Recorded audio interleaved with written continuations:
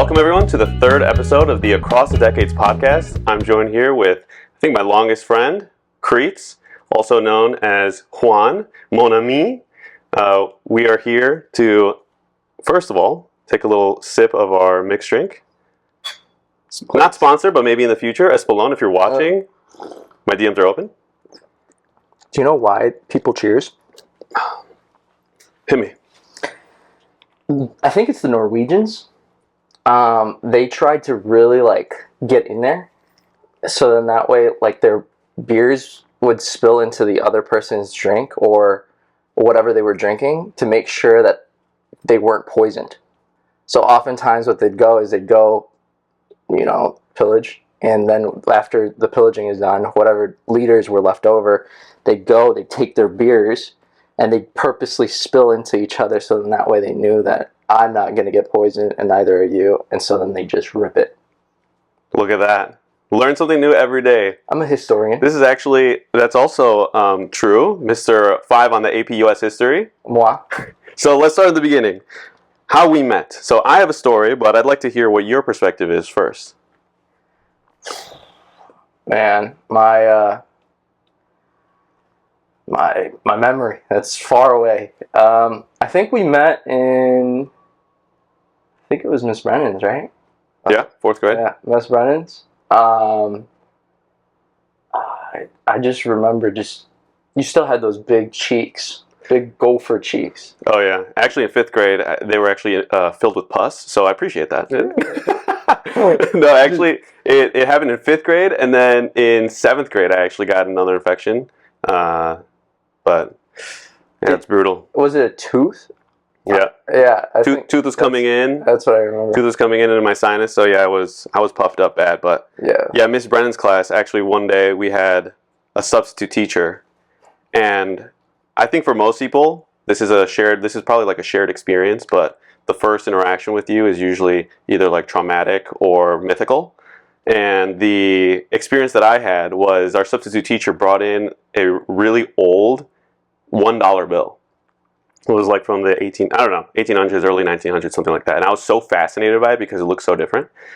And I remember he showed us in the middle of the class first. And as it was passing around, I was so excited. I ran around and I was like, Mr. So-and-so has a $1 bill. This is crazy. It's so crazy. And I meant to say that it was like a vintage $1 bill. And you were like, oh yeah? So what? I have a $1 bill right here. And you pulled out and just, bam, there's my $1 bill. He's like, what's so cool about a $1 bill? I was immediately just shut up and just had to go back to my seat and pretend I had never learned English before after that. So yeah, I think a lot of people could probably relate with just an immediate visceral reaction to meeting Creets. It's funny because that dollar, I think I just found it too.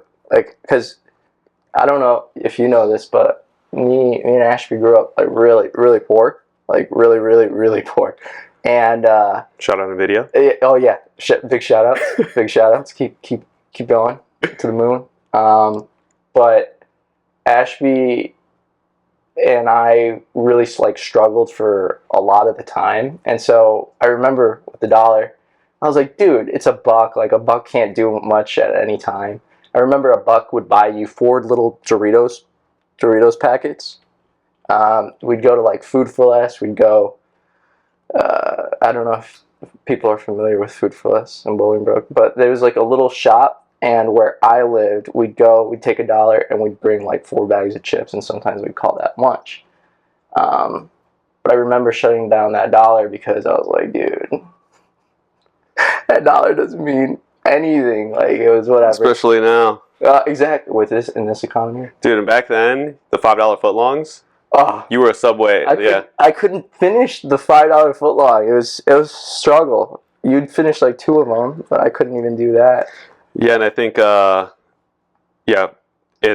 average American 10-year-old could probably scarf one down, but alas for you, your forte has always been in the liquid form, not as much in the solid. But yeah, we've gone back a long time. Actually, one of the first pictures, probably the first picture that we have in the record book, is at my 10-year-old birthday party.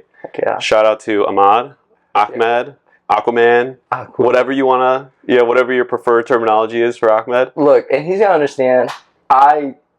English wasn't our first language, and I struggled with the, and I actually struggled with English. I still do. And Spanish and French. It's not my English, Spanish, French. The dialects are tough, right? And so I struggled, and so I called him Aquaman because I thought he was a hero. So it's little shout out. Little shout out. Aquaman's ripped.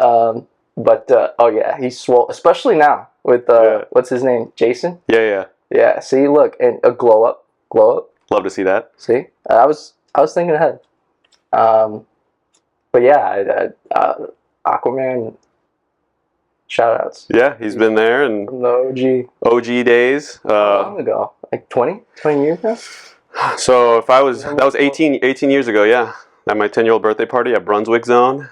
Yeah, I had that bowling pin signed by everyone. Dude, I needed the bumpers so bad. Oh yeah. The bumpers. Yeah, a lot of good memories back then. Actually, Hobby was in that picture too. Shout out Hobby. Rest in peace. But yeah, we got a lot of time together. And one thing, actually, I think that changed the course of history was this day you came up to the lunch table. So Creets and I were sitting together at 6th grade. And he whips out this sheet of paper. And he says, my teacher just told me to go home and get this signed. But I haven't taken the time to read it because I don't think you carried a backpack at that time. No, string bags. Yeah. String bags we had to, but I didn't have a string bag because I thought it was, I don't know, school I didn't think was it. Pencils, remember how I'd come in and I'd ask people for a pencil and a paper because I didn't have a string bag or a backpack. And so I just kind of lived life depending on everyone else's generosity and goodwill. Yeah, Willowbrook very known for its highly attentive care. It's sharing is caring. Sharing is caring. No child left behind. No. And I think in that ethos, yeah, this sheet of paper that you had not taken the time to read, you had whipped it out on the lunch table, and I remember I was like, this sheet of paper looks familiar. And I take a look at it, and it was actually to get you into honors the following year and going into 7th grade. Okay. And I can't remember if I expressed the intention of the paper, if I just told you to just make sure your mom got it signed without explaining to you the implications. But the point is, you did get it. Your mom did sign it, or you forged it, or maybe Ashby signed it. Who knows?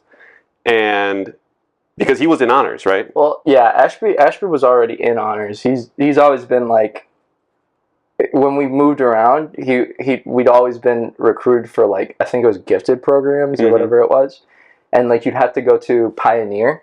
Yeah. Right. I can't remember, but yeah, I think Pioneer or RC Hill. But we moved because we couldn't find like a place, so we moved. Like I went to 4 different elementary schools, and eventually I got to Oakview where Miss Brennan was, and Ashby was not waited. He waited till 6th grade to get into the honors program, and I didn't wait until I was like, oh, I'll do it in 7th grade because you forced me.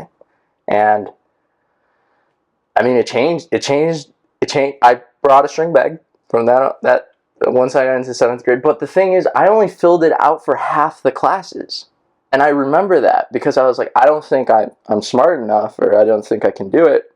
So I only filled out for like specific ones, not math, not English. I think it was like science and history. Or social studies. Yeah, so it's like things that I knew like I would be able to do. And then I got the schedule. What was it in 7th grade? Oh, forgot to do this. Go ahead. Okay, in 7th grade, and that's when they were like, okay, here's your new schedule. And I was pissed. I was like, what's going on? Why am I in honors? And they're like, it's better for you. You have the grades, this and that. And I was really mad. I was really upset. But that's where like I met you. Well, Mitch, Coco. Yeah, what was the... Well, no, not Coco. Coco went to Jane Addams. Yeah. Malcolm. Yeah. Malcolm, Marcus. Who else? Yeah, a really large squad from Brooks. Everyone from Brooks. That's where like I met all of them. And then what was the differentiating factor in terms of the classroom environment? Opposites. Opposites. Like 6th grade, I remember me and Javi were in like a science class, and it was the furthest. It was just like honors, and then your regulars classes were just different. They were just, I loved my regulars classes because like French, like you got to see people in their natural status, and it was just, I loved it. It was just flashbacks. It was chaotic. Like there was Spikes. Remember Spikes? Oh yeah, Spikes. I don't know where he's at, but shout out if he's watching. If he's watching one day, but he was mean. One of the teachers was like, "Oh, where's your homework?" He's like, "It's not done," and she goes, "Okay, well, it hasn't been done for the last week." He goes, "So what are you gonna do about it?" Like, and she was like, "Is that a threat?" And he goes, "I don't know. Is it?"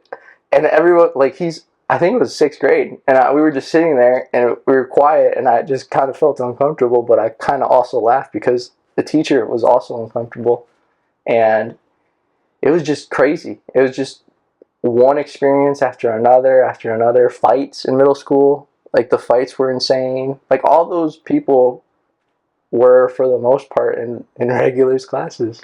Yeah, middle school, even though obviously it's younger than 14, there are still fights in Bolingbrook. Oh, a lot. My mom is she's has worked in the middle school, or I should say in education largely, for several years since I was in elementary. And I remember her time when she was in Brooks specifically, especially when I was there. I mean, she would come home just telling stories about the fights that she would break up, and very formative years to prepare you for the boss battle, which was BHS, I think. And you took a lot of physical injury during your time at Brooks Middle School. I think one defining factor was that you were constantly in a cast. Yeah. You were kind of like that SpongeBob character where you're like, my leg, or No. When I wake up, my bones are made of glass. My skin is made of paper. Yeah. That was me. I got hit by a car. It wasn't my fault. It was the car's fault. But it broke my bike, and that was the last time I've been on my bike since Notre Dame.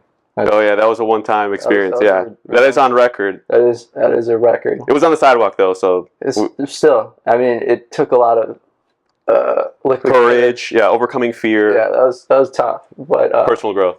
I broke these 2 bones, a collar, a rib, all those 4 fingers. I think like those ones too. I think 4 of these fingers, both the pinkies. I think I got them all. That was from the car crash. No, from the car crash. That was the rib. These 2 ones, and I was wearing a white shirt, but like it cut right through, and so I just kept bleeding. Like it go, pss, pss, pss, and then like I ruined the white shirt. Ashby was the one that called we got lucky, but like there was a nurse that was off duty, and she was just going to the shop, and Ashby like waved her down. I think how old was I? I was like 12, right? 12. If you're in middle school, yeah, what year was this? 6th grade, 7th grade? Well, I think it was 7th grade. Yeah. Right? Yeah. So I was 12 and Ashby was 10, and so he flagged it. Oh, and they were like, "Where's your father?" And my dad was also on a bike, but he didn't see us behind him, so he just did. He was like on, and then my mom was like, "Where's Ashby? Where's Chris?" And I was like, And then they found out, like after the fact, that they called back. Well, my dad's a character. He left me at a gas station. Do we want to get into that? I mean, I think he did it on accident. I'm pretty sure. Back to back?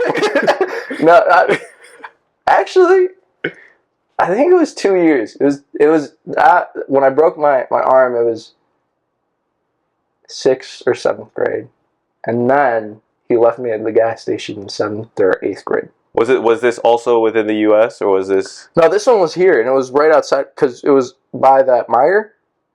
In Bolingbrook. In Bolingbrook, yeah. In Meyer, my dad left me. He'd forgotten. I told him I was going to go grab some candy from the gas station. Ashby's sitting in the back seat with me, and he didn't say anything. And so my dad went to Family Video. They got movies, Ashby got in the back, and then they're at home, and my mom's like, Creech just told me he's at the gas station, because I called the landline, and my dad was like, no, he's hiding in the car, and my mom was like, go check, we don't have cell phone. So, and then my dad looked at Ashby straight in the eyes, and Ashby goes, yeah, you left him. and my dad goes, but he was at family video with us. And she was like, no. he didn't say anything at all. He was just trying to see like how long it would take to realize. And then finally, when they got back, the gas station lady, she was like, is this a joke? Like, did you mean to do this? Like, he goes, just, I forget. And since my dad doesn't speak like the best English, it was more like, I was, men fucked up. And like the lady was like, should I call? And I was like, no, this happens all the time. It's normal. Don't worry about it. And I don't know where she is, but I used that phone, and she looked at me, and she was like, are you okay? Like, is this a joke? But I was serious. But yeah, my fault. I got off topic. What was going on? Yeah. So it seems like memory tends to be Warrenbrook. What should I say? Maybe an area of improvement for the Martin family? Oh, for everyone. Except for my mom. My mom is sharp as a tack. My mom, she's mean. Well, not mean. I'd say ferocious. Fierce, maybe? Yeah, fierce. She reminds me of a lion. Do you think this is what inspired Ashby to go into neuroscience, potentially? Dude, Ashby wanted to be a librarian. Fun fact. He and I would go to the library a lot because we didn't have a computer. So like in middle school, right when I got into honors, which kind of ties everything back, they started getting a lot more typed essays. Mm-hmm. So I still, to this day, my typing is not great. Like, it's like kind of peckish. Like, I know everything now, but like before in high school and in middle school, it was really bad because I'd have to go to the library and I'd have to go rent out a computer. Well, the computers that they had for the space, they'd only allow like an hour at a time. So I would have to go in there for like the honors classes and start typing stuff off in that computer. And Ashby had to come with me. And Ashby he was still in 5th grade, so he'd just like fart around and play like board games or whatever. And he wanted to become a librarian because of all the time we spent in the library because of me. Because I was on there. And sometimes like Saturdays, whatever. After we got into high school, we got like a communal laptop. But that was behind us. But yeah, laptops are clutch. That must sound so foreign for anyone under the age of maybe 30. Dude, I lived like in the Stone Ages forever. I remember that I had whoever prank called my landline. I know it was one of the soccer guys for sure. Oh, whoever called and kept on calling my mom fine. Like, whoever you are, whatever you do, I would just like to know. At this point, we've passed the statute of limitations. Because I know it was one of those boys, but for sure, like it was regular. The landline was the only way to get a hold of me forever. Didn't have access to a computer. Was off the grid. Yeah, I remember when you got a cell phone. You got one of those like Nokia undestructible with the mega vibrator. Yeah, mega like. You would like shake you to the ground. But I would run out of minutes. All the time. So I'd have to borrow Ben's phone. And I'd have to borrow like Mitch's phone, Coco's phone, like all these other people's phones. And I'd have to call like different people because I'd run out of minutes like regularly. And it sucked because like I tried to talk to my friends, but it was through mostly the landline. Yeah, and you were not only late to the physical advancements of technology, but also the digital advancements of technology, because I remember by the time that we were getting off of the sidekicks and the chocolates and any other flip sideways and text type phone, and starting to move towards like the iPhone 3G and Blue Bubble. Yeah, all that stuff. The Samsung S3, Galaxy S3. Into college, everyone was rocking Blue Bubbles. Yeah. And I was the only one that had like a what was that? That phone that you liked? Even before that, no, when we were getting the digital screens and entering the world of Instagram, Snapchat, all of those things, you would constantly try and find a way to access those networks while you still had your Mega 10 on my my flip phone. Yeah, I remember that. That sucked. It sucked. It was not fun. But that might have been good for your social development. I mean, look at the effect nowadays. It might have been a good I like to believe that I was nerfed on purpose. It was like a nerf. Yeah, because if I had all the access that I had, back in the day now, it would be bad. I probably wouldn't have been in honors. Yeah. I would have just kept on asking people for pencils and paper and just hoping that the homework I remembered to do, kind of, maybe, I don't know. That was kind of crazy. I lived like that for You were being nerfed. And I think, tying back to that anecdote that you had mentioned about the soccer boys, obviously, big pranksters.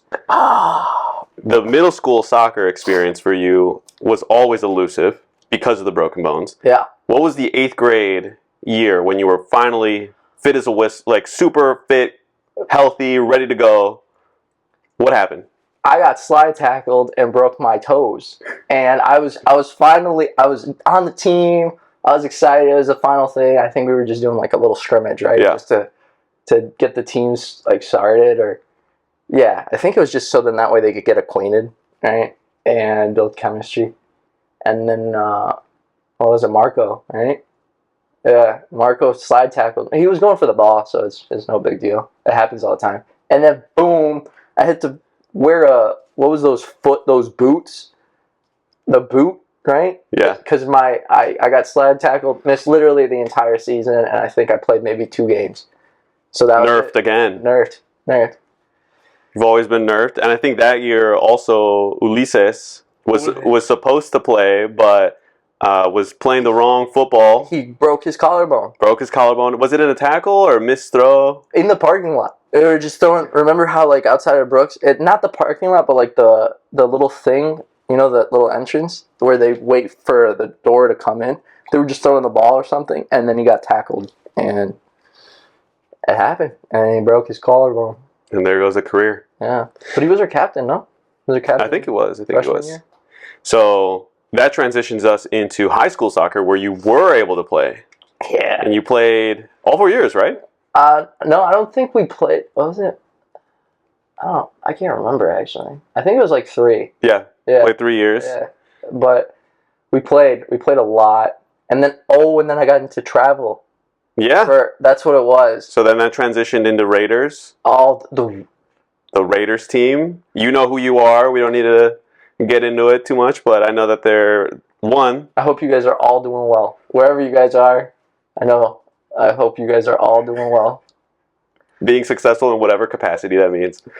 We had a lot of memories, a very fun time with the Raiders. Still friends with, I would say, notably, the twins. Malcolm and Marcus were there.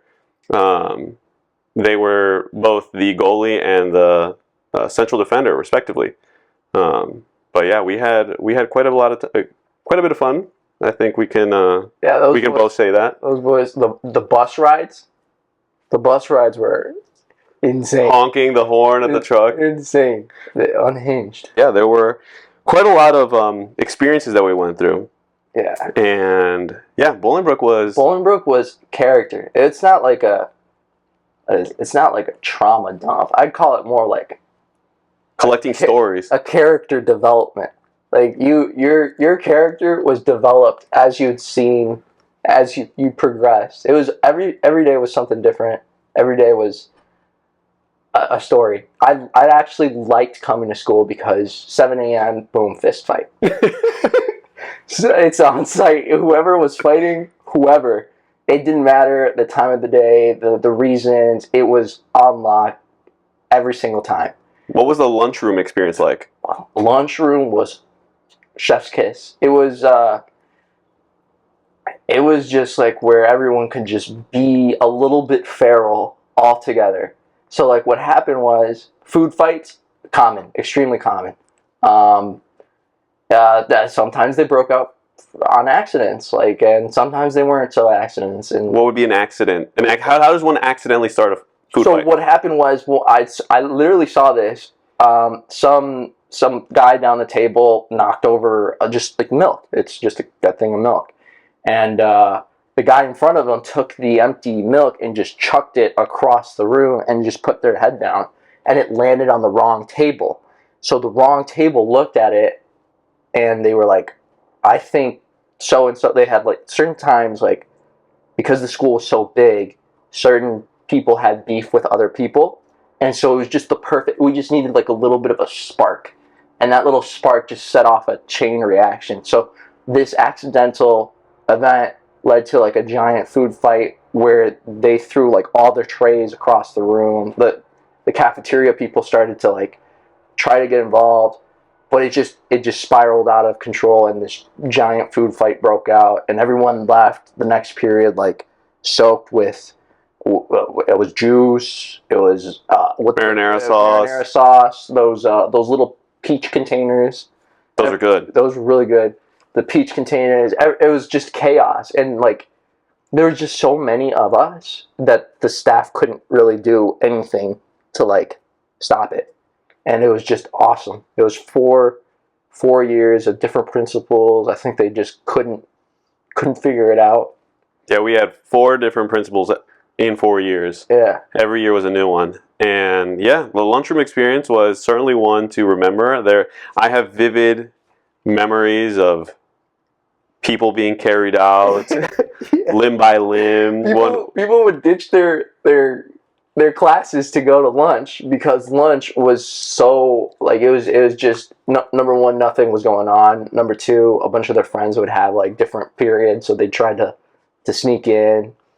Because it was just so many of us, they'd try to sneak in and sit down and just act like they were at the part of the lunch table, and then something would happen, and it was just fight. It was events. It was awesome. It was really fun. I mean, terrible for the staff, like, and education generally. Yeah, education, but like awesome for like the student who was really just kind of in awe by what was happening. And then after school fights, man, those were good times. Well, not good times, but like looking back, it was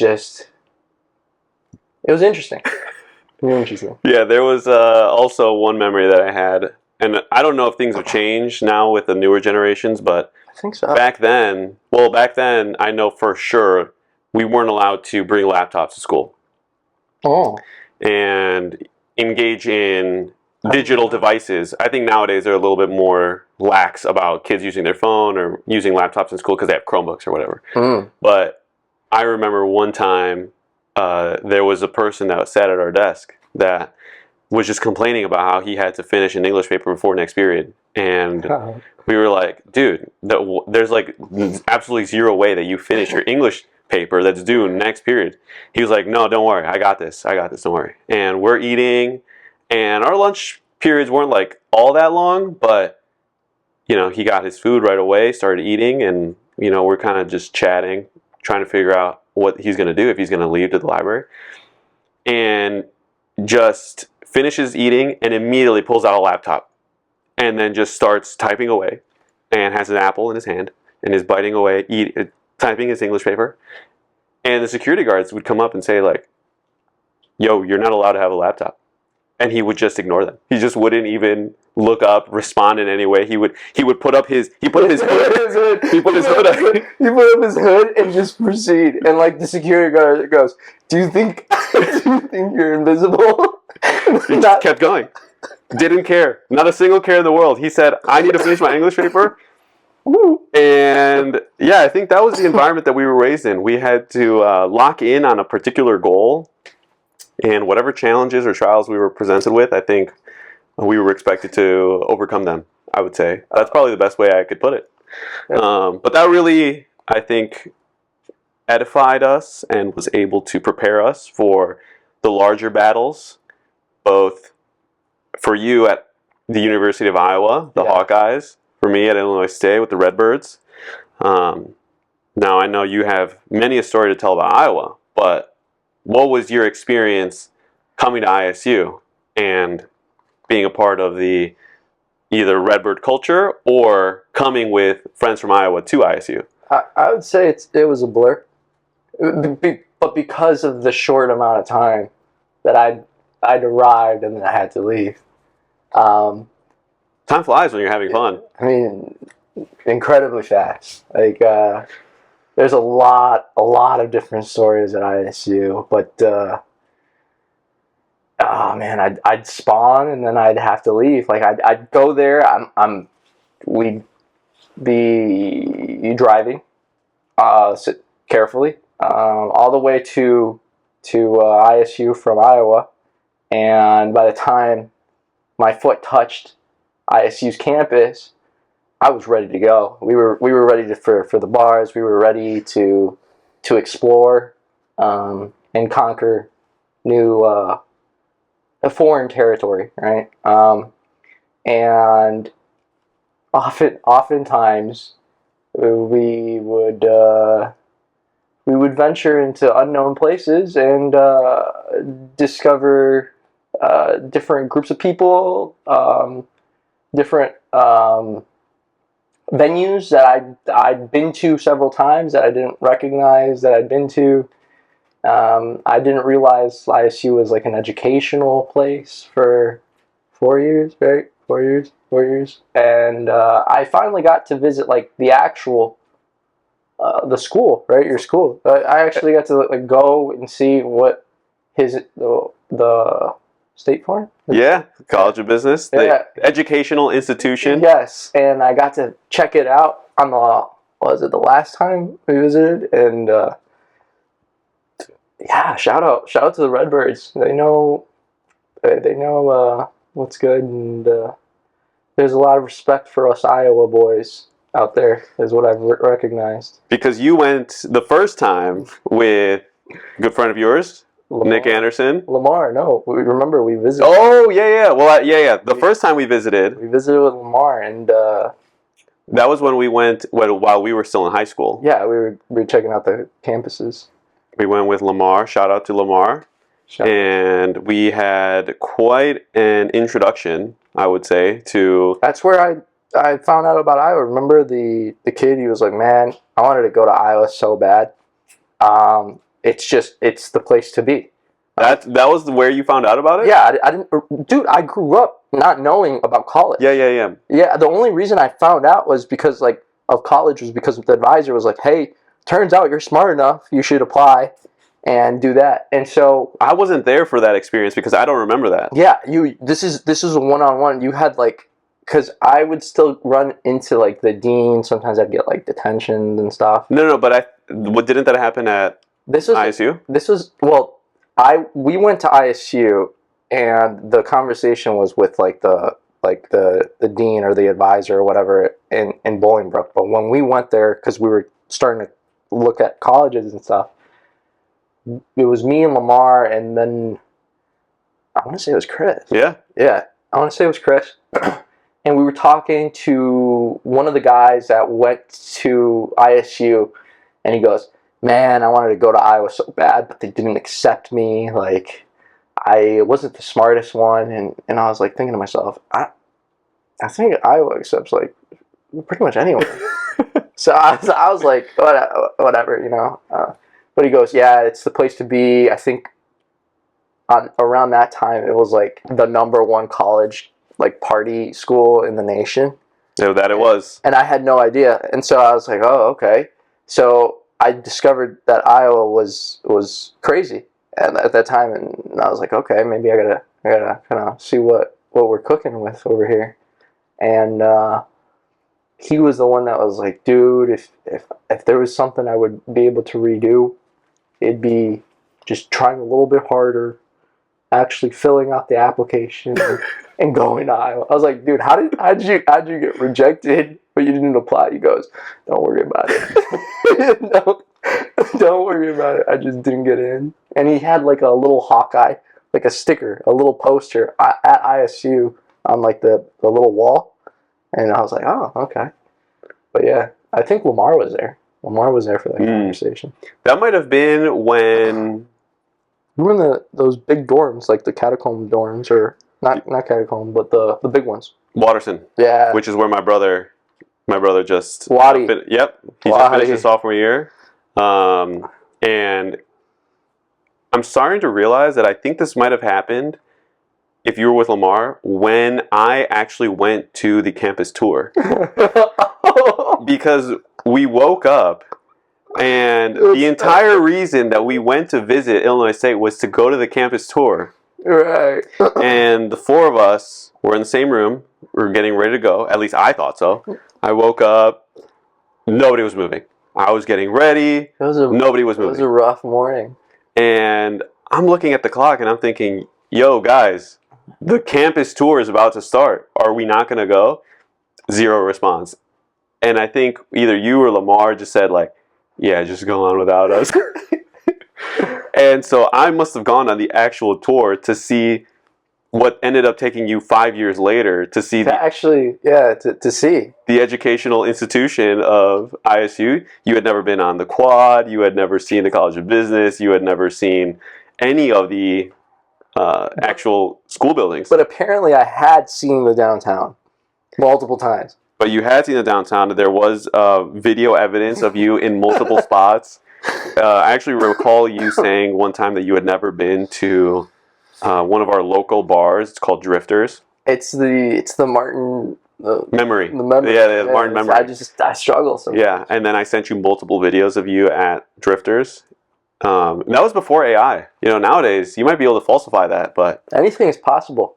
Yeah, anything is possible nowadays. But yeah, when you visited as an actual college student, that was with Nick Anderson. And I remember you telling me that you had come with this friend and that you guys had met freshman year. I guess, how did you and Nick meet? I had like a little going away party before I went out to move into Iowa. And it was a late night. And so I was really tired in the morning. My parents were gracious enough to move me in. And they dropped off all my stuff in Iowa, and I moved in. And I moved in with I picked a random roommate on purpose because I think it's the best way to meet new people. And I met Kyle. Shout out Kyle. Shout out Kyle. He protected me for that year as a good roommate would. And after my parents moved me in and I said my goodbyes, I was exhausted. I'd probably fallen asleep around like 4 or 5, and I'd woken up at 8 to go there because I think they have like that set time to move in. I think it was like 10:30 to 11. Can't remember. But I was really tired, and only some of the roommates or of the people had moved in at that time. So we were all kind of trickling in, and I stumbled into Nick's room because he was bumping music, and I was like, "Hey, nice to meet you." And he goes, "Hey, what's up?" And I was like, "Oh, I'm tired. You mind if I sit down right here?" And right next to the bumping music? Right next to the bumping music. Like, he was like bumping like some EDM. He would just, if you meet him, if he ever comes on, you'll meet him. But he was sitting there, and he goes, "Yeah, what's your name?" I was like, "Oh, my name is Creed. It's nice to meet you." I was like, I'm really tired. Do you mind if I just sit down? And I sat down on like those little those springy chairs or whatever. The ones where like every college one, it has like a little like a spider web. You know what I'm talking? I know exactly what you're talking about. I sat down in that chair, passed out for like 4 or 5 hours, like fully knocked out. And since Nick had just met me, he was like, "Dude, what am I gonna?" Like, the music is bumping. I was like snoring, like I was. And this is you waking up from a nap. I just met him. Like, it hadn't been like 10, 15 minutes, and then I met his roommate Cole, and Nick and Cole were like yeah, nice to meet you, dude. Like, are you okay? And I was like, yeah, I was really tired, like this and that. And then I met Nick, and we've been friends ever since. And that's how I met Nick. That's how actually random occurrences is how I meet a lot of my good friends. And I think Acquaintances. Yeah. I don't have a friend. I'm a lone wolf. I'm a one-man wolf pack. The original Sigma male? Yeah, I'm the original alpha before it was an alpha. I'm more a beta now because I think I follow my queen too much. Well, no, I'd actually say not enough. But I'll talk. We'll talk about her some other time. So, as we were just discussing Nick, when you first came to ISU, you came with Nick because he also had friends at ISU, and you guys had vowed to meet up at some point. Lots of overlap.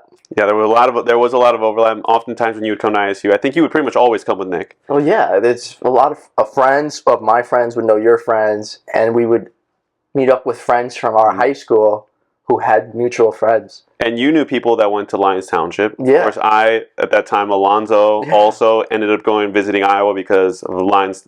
Same thing, overlap. A lot of people from same Midwest. Zoe and Dan the Man Hurley. And I remember you saying that I could easily find Nick. And I was like, yeah. What do you mean? I've never met the guy. Sticks out like a sore thumb. Yeah. And I was like, how am I supposed to find Nick? I've never seen this guy. And you just gave me the lowdown. You were like, just look out in the crowd, and whoever's the tallest person is that's gonna be my boy. Yeah. That's your guy. And we're walking down, I can't remember, it was the backside of Watterson going towards the liquor store. There's these apartments there. And everybody was out, and we were looking because you had received a message from Nick that he was at this location. And I was like, dude, we're never going to find him. There's no way. Trust. And then just trust. I'm looking around, and then I just hear you scream. You're like, ah! Oh! Nick! And you're running across the street, screaming like with your arms up in the air. Because we located. And then Nick is like, yo, what up, man? And he's just like towering over everyone. Yeah. And yeah, that was my first introduction to Nick. And of course, very much a main character, I would say, in the Iowa experience. Oh, for sure. We had main characters in Iowa. Like we had like people that made it. Like I'd say our freshman year 50 shot. Like because Iowa just accepts, and they're like, you welcome to school, and the school's actually kind of hard, and a lot of people aren't ready for that part, and they just go, and I call them like stars because they go in and they explode and they leave you in awe, and they never come back. Like they just give you everything that you want, and they just can't return because they couldn't go to class, they couldn't make it to grades. Yeah, there were a lot of those fallen soldiers. It happens. It happens to the best. The college experience it's character building. Like I'm telling you, like what we went through in Bolingbrook really helped us succeed. Expect like what we would see in college, because like a lot of people they go to college and they're like, oh, we've heard like this is crazy, like it's supposed to be crazy, but like if you go to Bolingbrook, you get a little like snippet. Oh, that's kind of crazy. Like the what is it, the our was it our high school senior prank? It wasn't a prank, it was like a riot. You know what I'm talking about?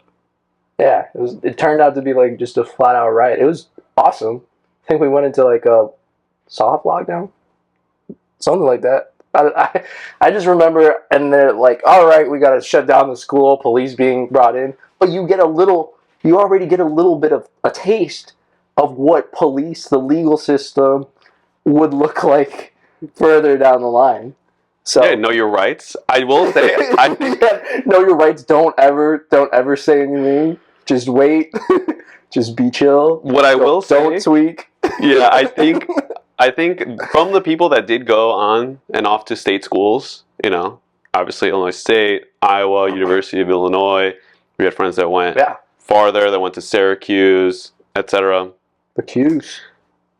They made it. They all made it all the way through. Yeah, West Point. Well, like these kids that we dedicate, right? Grew up with, yeah. Yeah, and you get a little bit of exposure. But they get into college and they make it all the way through. We got grit. Yeah. We got grit. I like it. That was one of the, I think that might have been one of the 3 R's. Be respectful, be responsible. Oh, perseverance? No. It was, I think, be a good person. It was be a good person. What is Which that? they should have kept it with the R's. I think in middle school it was grit, but I could be wrong. But no, it was be respectful, be responsible, be something, a role model. Oh, positive. Oh, there we go. Be a positive role model. There we go. So yeah, and I think one person that also went to another prolific school institution was Ashby, your brother. Oh. He went to what you call Hogwarts. Hogwarts. Went to one of the renowned institutions, Notre Dame. Gold Domers. And yeah, and then pursued, went into the neuroscience field. Is actually now doing his PhD at Iowa. Exactly. So you love a full circle moment. We cultivate greatness. He went to Notre Dame, and of course, as a result, we had to visit. I think that was just part of the course. I don't think it was just Notre Dame wasn't ready for like regular people, because Notre Dame is full of just your juggernaut institutional noggins. Like, you got the best of the best, like the cream of the crop, and when the cream of the crop doesn't arrive and the cream of the crop starts exploring and they mesh with the non-cream of the crop, it's just an interesting experience. It's an interesting conversation. And Notre Dame was fun. It was a lot of fun. I didn't tell you this, but like because I went through the whole college experience, and my parents kind of understood college, but they didn't really understand college. They didn't get like they didn't understand like why it was needed. Because my parents, when they were like, just straight go to the factory, you could get $18 an hour, you can just do that, chill. Which is like minimum wage now. Amazing. Yeah. They'd be like, yeah, it's sick. Trust us. And I had to explain that. Then once I got into college, I'd done all of the work, like all the roadmaps were done for Ashby. Like Ashby had already known everything, and I'd saved all the paperwork, all the flyers that you get. And Ashby was just given everything like on like a gold plate, right? And Ashby just started applying. He got into Notre Dame, and he calls me. I'm like freaking out. I'm like, let's go. One of us made it. Like, on to bigger, better things. What did mom and dad say? Mom and dad said, like, oh, good for him. Is that like JJC? Is that like right around the corner? Is that like our community college? Like, is it too far? And I was like, no, Notre Dame is like elite. Like, it's up there. It's like you got your Ivies, you got your what's the one out in Stanford, the one out on the West Coast. It's like on that level. Like, it's a conversation. And my mom was like, come on, like you're joking. I was like, no. Like, took Ashby to go visit, like, for his intro, like the visit college campus. That's what it was.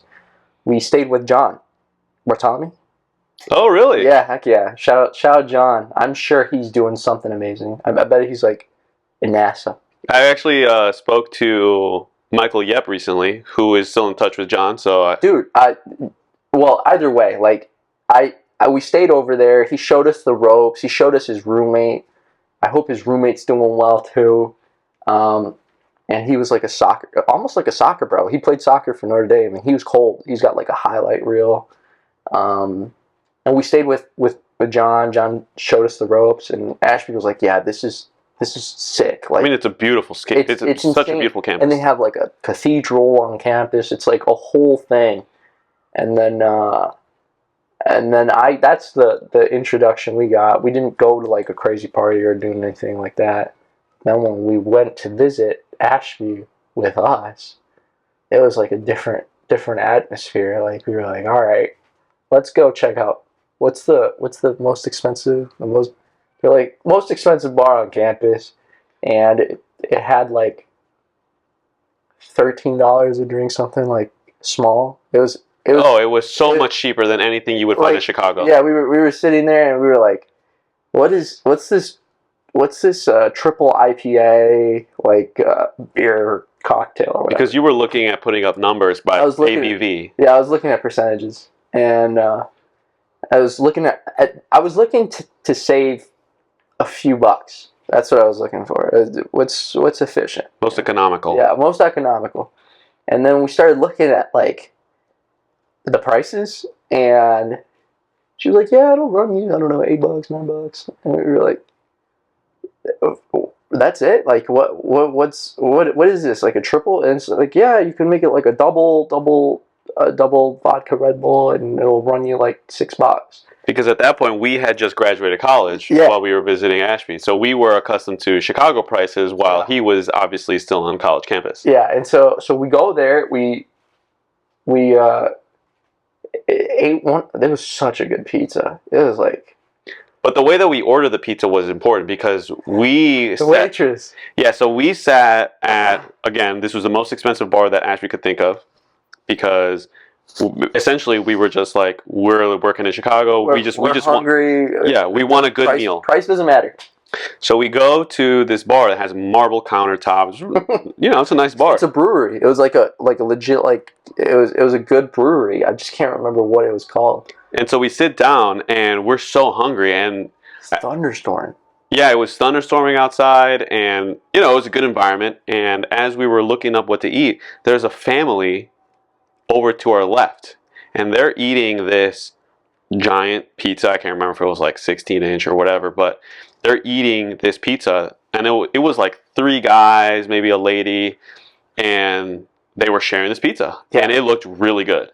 And I remember I just wanted what they were eating. I said, "Can we get exactly what they ordered?" And she was like, "That serves like 4 to 5 people." We're like, and I said, "Listen, while Creets is able to down the drinks, when it comes to food, I'm able to eat, I would say, a little bit more than I give normal off." human. A normal human. You can eat like 2 or 3 worth of people. So she dubiously brings out the pizza, thinking, "Oh yeah, we're gonna need a box or take this smile, back." Like, "Oh, okay, here you go." And so we start going in on this thing, and no, no. I eat as much as I can, and there's like I maybe do like a little quarter, and he just goes in. I was like, "Dude, there's no way." And she comes back. She's like, "Oh, how's the food?" And Creets was already tapping out at this point. And I was like, "It's fire. It's amazing, but like, I think this is too much." And she's like, "No, I told you." And we're like, "Wait, hold on, hold on." With my buddy, he's cooking, and she goes, "Okay, I'll check back." And he just scarfs the whole thing down. Dude, it's me or another piece of you, me, Zoe. You. No. That was another time. That was Chicago. Oh, when we got chased by raccoons. Yeah. That was when we got chased by all of the raccoons that lived under the rocks in Lake Michigan. My fault. Yeah, but no, in terms of maximizing on food, I think I do a good job of standing on my own. However, you did do a really good job one time eating nachos at, what was it, the Vine? In Iowa City. Vine's Nachos. He ordered the large platter of nachos, not realizing that I had just eaten. I think you were really relying on me. I was relying on help. Really, any help at that point.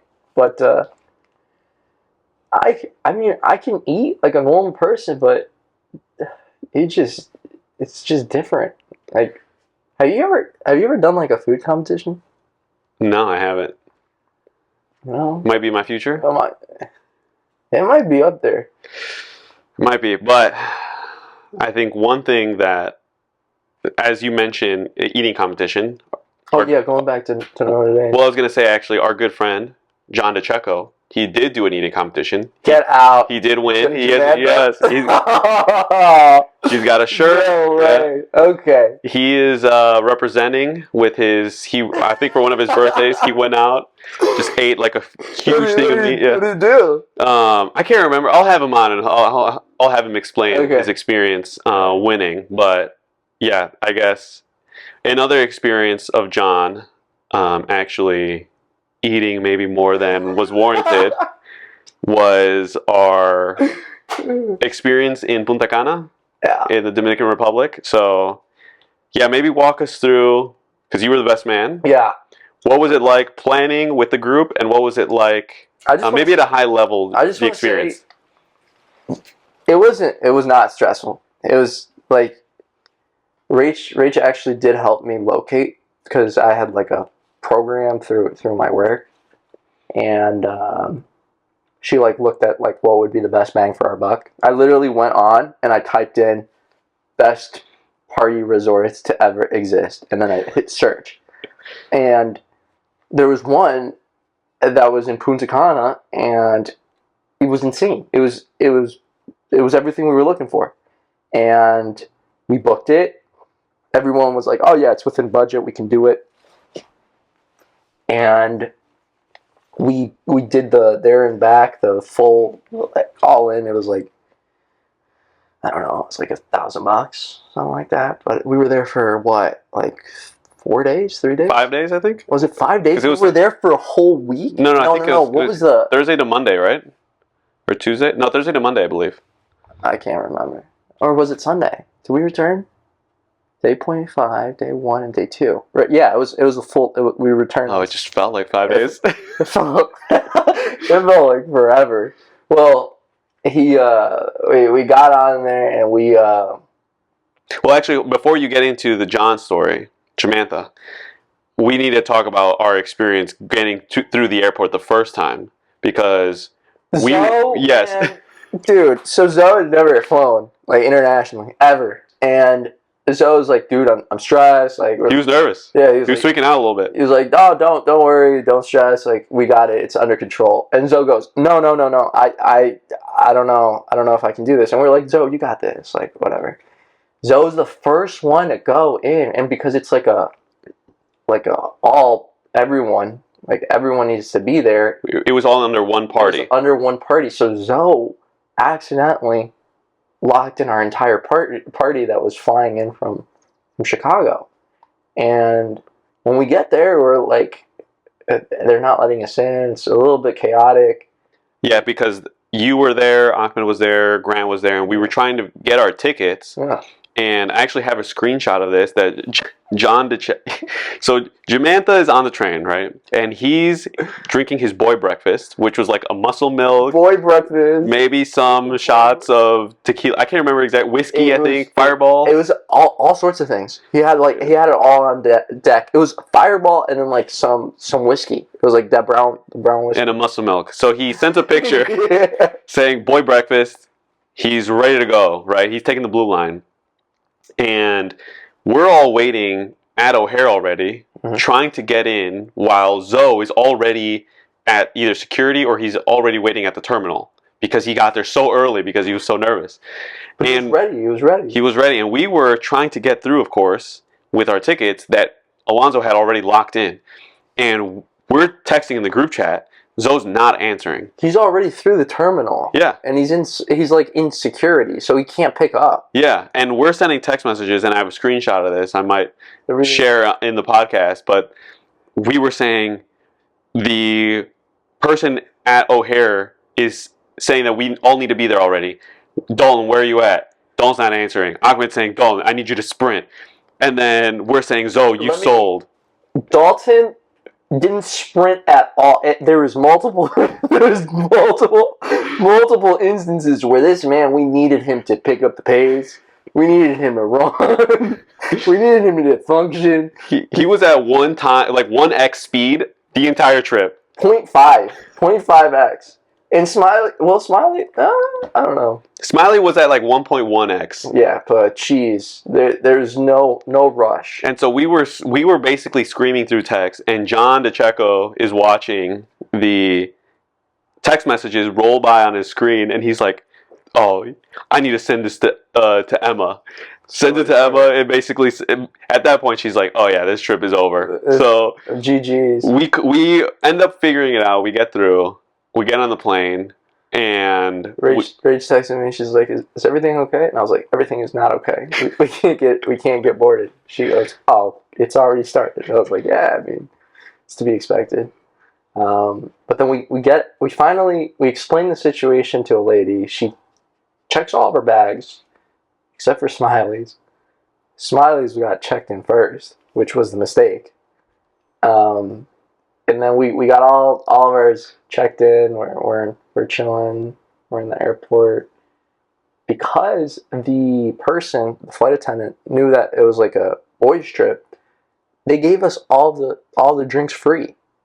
Like for 6, 7 of us, and we just got it all like just essentially comped. And when we touch down, we get, well, did we all speak Spanish? No, it was just you, me, and Mitch, right? Yeah. Okay. So we all touch down. We're getting our bags, and Smiley's bag is missing, and we're like, where is it? And turns out it's in California. And he's already lost a lot of folks to California, but he was upset, and he didn't speak. His Spanish is subpar to say the least, and could use some tweaking. Could use a lot of improvement. There's a lot of room for improvement. But he is Mexican. I mean, yeah, he is. But Danny's focused on trying to find his bag. I'm trying to locate the pickup from the Punta Cana airport, and Mitch is focused on maintaining the group. Because everyone started overheating. Yeah, everyone's starting to overheat in the airport. And we're waiting to see if Coco and the rest of the boys fly in at the same time, right? But they had already gone through. They'd already gone through and met up at the resort. And we eventually finally locate the guy. The guy finally rounds us up. Danny puts in like a request for a missing bag. They're gonna try and locate the bag from California and send it on over to the resort. And we take. It was like a alright. It wasn't like sketchy by any means, but it was like a nice vehicle into the resort. We get to the resort and we start trying to figure out like who's gonna be bunking with who. And I put the two most wild cards, spontaneous folks together. I just wanted to see what would happen, and it worked out immaculately. And we got there, we all check in, we all got our rooms, and everyone's like really starting to. It's a Bachelor Trip, so we're already starting to get into it. We go and grab food. We grab dinner. It's like it's a nice place, and we're all like, the waiters are like, "Oh, you guys just got in," and we're like, "Yeah, we're from the States. Like, where are you guys from?" Blah blah blah. They're like, "Beers?" We're like, "Yeah, we're on a beer." And we went out. We went out and we had a bunch of Mama Juanas. Shout out to Mama Juana. Mama Juanas. Dude, I have no idea. Is that just wine and tequila? I couldn't tell you, but I know that a lot of people had their reputation tarnished, slandered, libeled, and even... I protected him. I did everything. And there was someone who also just completely left the group and just fell asleep on the beach. He just falls asleep anywhere. He fell asleep in more places that were not his room throughout the resort than his actual room. We would have honestly been better off just booking just the plane tickets for him because I don't think he slept in his room at all. Like, I don't think there was one single instant where he was asleep and made it to his actual room. That man loves to sleep. He slept at the performance, the dancers. Yeah. The dancers' performance. He slept at the beach. He slept at the pool. He slept at where else? I'm missing one other place. The bus ride to the boogies. The boogie ride. He just kept sleeping. It was Determination. Impressive. Grit. Yeah. Yeah. Shout out Bolingbrook. So I know we're coming up on time. Oh wow. To wrap up. Yeah. I know we've got the Champions League final. Oh, okay. Coming up. Do you have any predictions? Yeah, it's gonna be Madrid. I'm gonna go 3-1. 3-1 Madrid. I'll go Vini 2, and then Jude Bellingham 1, and then who takes the PKs for Dortmund? That's a good question. I'm not sure. Or who's the guy that's been knocking them in? The one that looks like Ryden. Oh, I know exactly what you're talking about. I don't think it would be him. Sabitzer? Yeah, I think it might be Sabitzer. I think Sabitzer. That would be a good guess. But wouldn't it be who's the other guy that's really good in the midfield? I don't know. It's either going to come from like an aerial play because Madrid's really weak in the air, or it's going to be a penalty. They do have Hummels. Hummels, but he hasn't scored, has he? Has he? I don't know that he has. And there's also the Marco Reus stream, so we'll see. It's the world of Marco Reus. I wouldn't be opposed. Like I would love to see Reus lift the champions. If there's ever going to be an instance where Real Madrid loses, this one would be perfectly acceptable. Like this is the one. It's like, okay, well, we'll get him next year. Mbappe's coming. We're probably going to win it for the next year and the next year. It's going to, just dominant. Who does Real Madrid drop for Mbappe?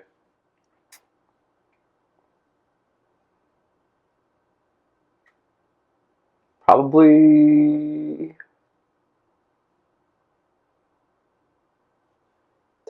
Probably a midfielder. I don't know. Do you think they transition Cruz off? Cruz is retiring. Well, yeah. I mean, and you think they change the formation? Well, yeah, because you'd have to play. It'd probably be Vini, Rodrigo, Jude Bellingham. It'd be probably Vini, Mbappe, Rodrigo. Then you got Jude, and then down here you'd have Tchouaméni or Modric is gone. Not yet. Valverde. I don't think he's gone yet fully. I think they might offer that 1-year extension. You think so? I don't. Just out of respect, Maybe. I don't know, but I think it'd be Valverde, and then maybe Tchouaméni, and then Joselu could be. No, Joselu would place up top. He's a striker. Nacho is too old. He'd be maybe Militao, but he's still kind of hurt, and he cost them last weekend because they were up 4-1, and then they tied 4-4. So I'd probably go because Alaba needs to play too because he's been on the bench. Dang. Too stacked. There's too much depth, which is a great thing to have, but they got to lose someone. I don't know. My guess is someone in the midfield is probably going to be dropped, and Mbappe is going to be playing up top. Maybe Mbappe will be benched, but I think that's a good place to wrap up. This concludes episode 3 of Across the Decades. I guess, as you can see by the hourglass, we have reached our hour mark. I think a little bit over time, but time flies when you're having fun.